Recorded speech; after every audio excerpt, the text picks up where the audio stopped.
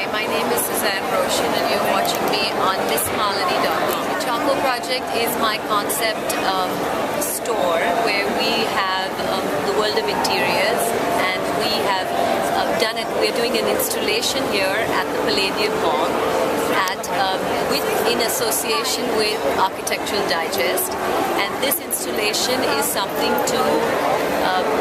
that I got inspired from our monsoon rain, our monsoon that we have in Bombay, because it's very romantic, and I wanted to put together a space that you would love to sit and cozy up with your loved one and look outside the window and enjoy the rain. So I call this Burgundy Sorbet, and it's got warm colors of reds and deep burgundies and antique leather and a Navajo print. So it kind of like makes you feel homely and rustic. At the same time, it's romantic and it's a little bit more cozy up. I'm happy to be here, and I hope that everybody likes the space as much as I liked putting it together. My favorite piece out of this collection actually is the giant sea that you see behind over there, because that was made by me when I was experimenting doing the alphabets to my store, and it has rusted and aged with time and taken its own shape, and it's one of my favorite sculptures. I will always keep it for as long as I live, because it was something that I started Charcoal Project with, and we brought it here to sprinkle a little bit of love on this zone, because it's always been lucky for me. And so that's my giant charcoal behind me.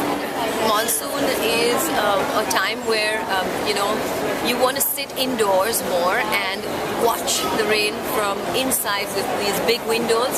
So I think that the easiest way to get a very rustic kind of warm vibe is like to create a very comfortable sofa and a setting that would have probably be very inviting to have a nice cup of coffee on, or to have a glass of wine or anything. But it's just about your space planning and the seating that you create, because everybody should be able to look at each other and chat and talk, and it should be very communicative kind of thing. And that's what we tried to do here.